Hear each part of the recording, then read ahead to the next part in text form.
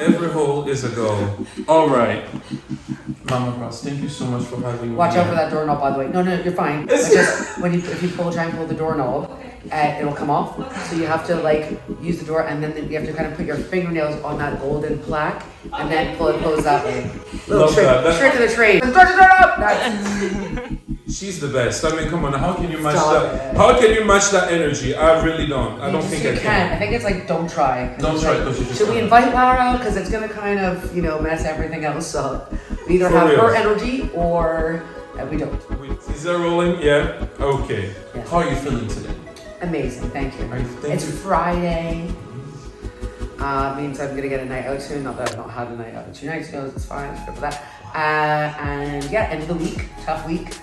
So I'm feeling good. Let me ask you more about your home, right? Because I know you're originally from Montreal. Montréal. Montréal. Montréal. Oh, Montréal. Tu Qu'est-ce speak qui French? arrive? Oui, beaucoup. Tu parles français? Oui, je parle français. Arrête, je savais pas que tu parlais français. Oui. Mais arrête. Mais arrête. Oh no, we can Qu'est-ce speak que French. tu They Mais won't pas- understand. pas On du parle tout. en français. Pas pour ça. Montréal, Québec. Quebec. Québec. Montreal's in Quebec. Voilà. Tell me a bit about growing there. How was it like? It was great. I mean, it's an amazing city to like be born in and like grow up in. Super cultural, amazing food. Like nightlife is great. So when you're sort of getting into that thing, it was amazing. Yeah. I was like very theatrical. I always went to like theater school. I like drama school. I was very loud, so I always got the biggest parts. And I had like amazing friends that I still love and I still speak to. I was a very large child. No way. I was You're like so fit. I would have. 200 pounds, 15 years old, 200 pounds. But it never, it didn't bother me. Like I had like the same friends like afterwards. Like I just it didn't I never was like, oh, it never kind of held me back. Of course. As well as stuff like, being a woman and blah, blah, blah, and all stuff, which I think are definite issues. Yeah. It wasn't like a barricade for me. So yeah, but I love Montreal. And when I go back, I've been lived there since I was 20, and every time I go back, I always go back to those same amazing spots, and I bring everyone that comes visit me there. Have lots of family there, and it's it's a great city. What were your best memories of being back in Montreal? I think just being able to as a kid going out on your bike and for hours and just getting lost and not worrying about it, not having that sort of thing in the back of your head where something bad might happen. Yeah. It's I have kids now. And Carefree. Carefree, exactly. Although I do go out and live a kind of carefree evening every now and then, a little bit of a reckless evening, but then I think that it was just this, I was born in 77, so it's that was I think growing up in the 80s, my first live concert was MC Hammer. I think coming home and listening to all the lyrics and writing them down on a piece of paper. So you're a rapper too? Yeah, always rapping, always. I'm actually a professional rapper. I'll save it for later. I would write down all the lyrics, and then you have to rewind your tape with a pencil because it's on a cassette. I miss it. No, I'm a 90s kid.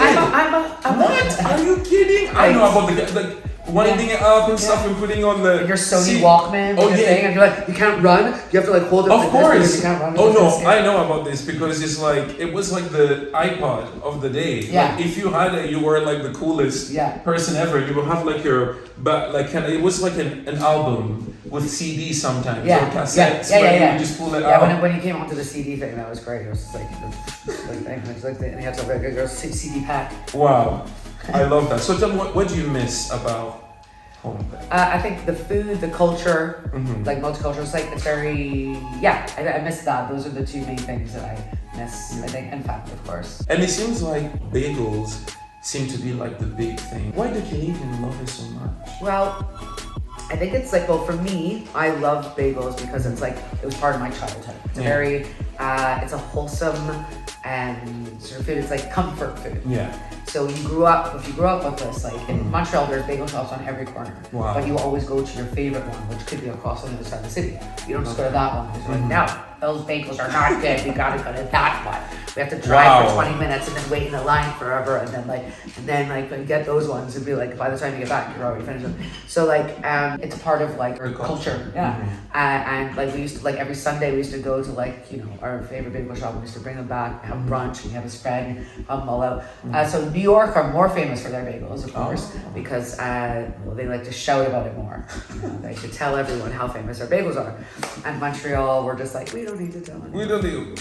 More for We're us. good. More for us. Yeah. Was there any challenges did you face, wanting to start a bagel business? Yeah. So what were they? The first one was like I don't have any business experience. Oh wow. Yeah. So like I never sort of wanted to have my own business. So that was the main challenge of just being, I have an idea. Let's open up a bagel shop. So yeah, that was the main thing. Trying to teach myself how to run business. Wow. I guess the ingredients, never having baked a bagel before, that was one thing as well. Trying to find the right bakers and the equipment and the staff and like knowing what a P&L was and like that kind of stuff. So yeah, I mean, endless challenges. That's amazing. And obviously, so I know that we were graced by COVID a few years ago. And how did you sustain your business during those times? So I guess like on the second day of like whenever we were all locked down, we were told that we're not going to be able to be open anymore. I think on that second day, I was in March 27th or something, I went for a run and I was like, well, people still need food. They still need fresh food. Yeah. But you couldn't deliver. Remember, like at the start, you weren't able to deliver like fast food. Yes, of course. It was strict. Yeah. So I was like, I think if I just still make the bagels and then I deliver like the separate stuff, like deli stuff, then people could make their own sandwich at home. And then I started to like have this whole thing where I'm just like, then I can do like tutorials, and I'm like, be the Bross, you do it at home, Bross at home, and then like I put a call out to all my staff at the time. I think we had about 75, and I was like, does anybody want? If anyone wants to work, that's what I'm gonna do. I'm gonna do it safely. I'm gonna do it from here. We're gonna start a delivery service, and 4 people said that they would come in, which was great. I had my ops manager working from home. She was like whole patrol. She was on call. She was taking all orders. And then we put up the first thing that we did. We had to get rid of all the stuff that we had. Okay. Because we had massive fridges full of like all the stuff. So we're like, let's do a bacon bargain bonanza sale.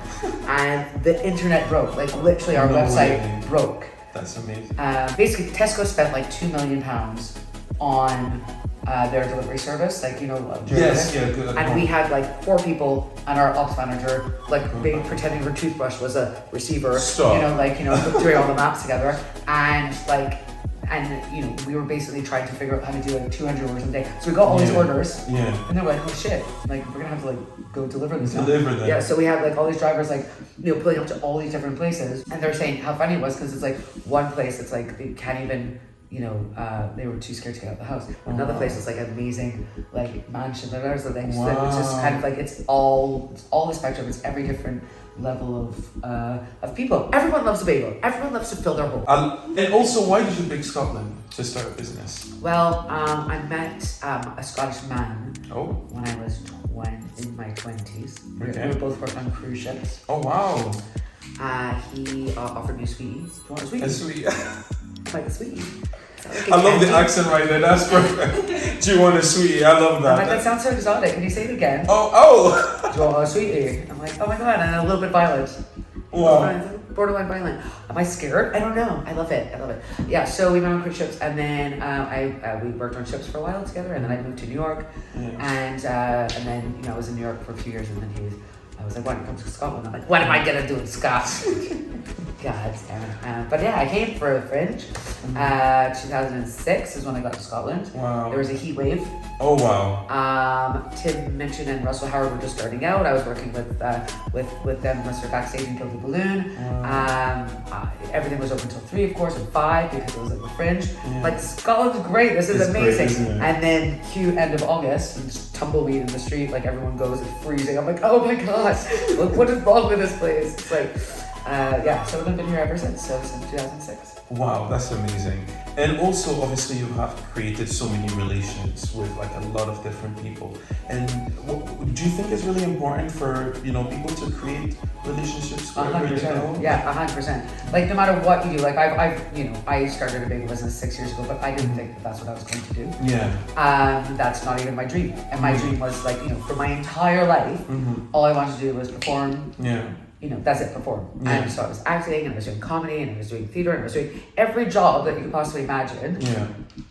That led me to this. And then my dreams changed. But no matter what job I was doing, and no matter what job, this is kind of my life advice for anyone, is like you have to do it like 100% because you have to make as many contacts as you have to do for that one thing. Because that's going to bring you to the next thing. And you're not always going to be in that thing, but you're always like, no matter who you're talking to, you have to try and get some vibe off because that's life, right? No. So it's all about connections. It's all about contacts. It's all about like, feeding off of people. Yeah. And like for me, like a lot of like, I always find myself sort of hanging around with like the younger generation, the people in their 20s and stuff like that. Yeah. And I think people my age will go, well, like, they don't know this, and I think it's like super important to stay open-minded because, I know a lot, but I don't know it from their views.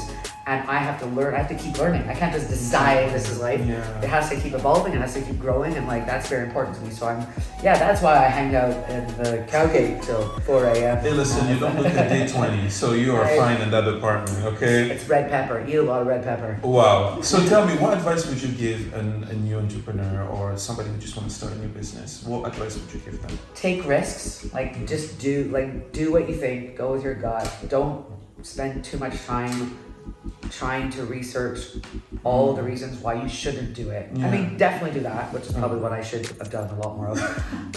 But go for it. Take it, because even if you fail, you're gonna learn from that.